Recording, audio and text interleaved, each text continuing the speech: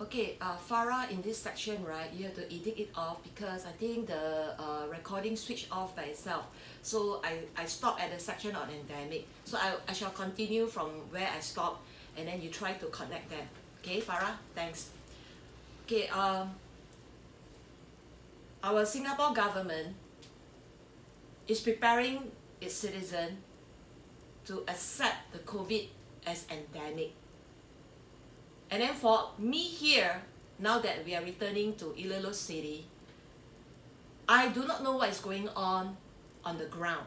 Even though, yeah, the staff do update me, okay, about the situation, but it's different, when I'm there personally. So if I'm there personally, definitely I need to assess the situation and I will not want to jeopardize the safety of our congregation just by pushing forward this literal assembly of the church. Because even though comparing Singapore and Philippines, all right, even though right now our community cases in Singapore is going up, all right, it is now going to reach 1,000 per day as compared to 20 or 30, one quarter ago. Okay, and yet the government refuses to shut down Singapore or to lock down Singapore. Now, when it comes to Philippine side, okay, your land is very big. I think average case is 20,000. So my decision is that I want to keep it safe, but at the same time, I may plan together with Pastor Tony to do a few small service, 50 or 60, multiple service, okay, physical on-site service. Why? Because I need to build true community, not virtual community like this, in the teaching. Teaching is okay, but the Sunday service, the Lord's Day, it must be, all right, a service, an assembly where true community can see each other. True community, can be around each other. The body of Christ must assemble physically because that is the essence of the name church. Assembly is not a synagogue. It is a church. A church in the original language is an assembly. So we just need to make use of the virtual, the virtual ministry, the virtual online ministry, but it cannot be done for a long term. So I hope all of you can cooperate.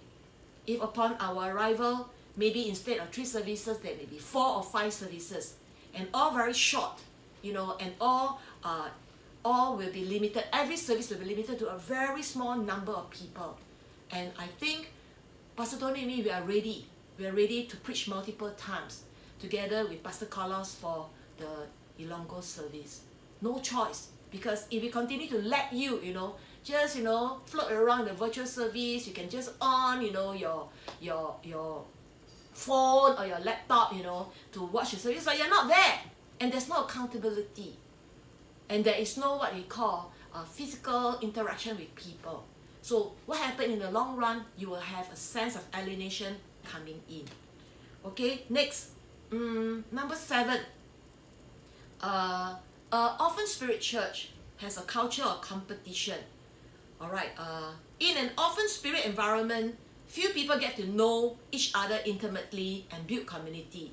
So when the only purpose for coming together is to perform a task, then the church will only celebrate those who accomplish the most, and this will produce a competitive spirit as people will be jockeying for the most affirmation based on their ministry accomplishment.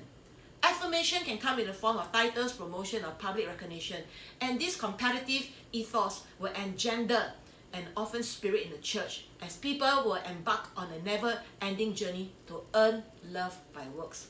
And this is what ETED was guilty of in the past. And for the first half,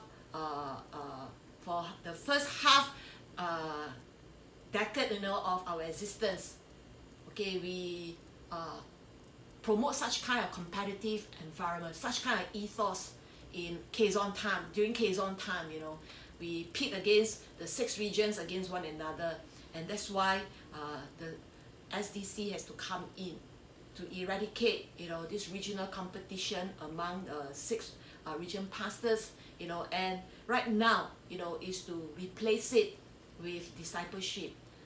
SDC has 4 components, but I can dare to tell you the most important one is the DJ server, the small group. That is our launching ground.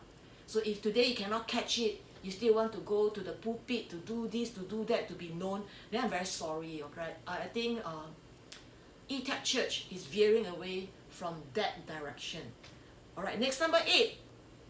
An orphan spirit church has a culture of burnout. Okay, you will see leaders and members experiencing high rate of emotional burnout. Alright, and of course, in the church, sometimes you are burnt out not because of the ministry, but in many churches, me included, okay, I was from a church, where I was burnt out not because of my insurance job, but because of the ministry. So why is that so? Because, as I said, the main identity of an orphan spirit church is work. They always make you work, and ETAP was also like that. And again, this is something now, okay, I'm trying to shed, such kind of agenda, alright, or such kind of identity in our church. And number 9, believers are not being established in the faith. I mean, Jesus never told the church to draw crowds, but to make disciples. And as a matter of fact, Jesus attempted to diminish the number of his disciples by admonishing them, okay, to count the cost before following him. So the main focus of Jesus and the disciples was to win people to Christ and then establish them in the faith. So in an orphan spirited church, alright,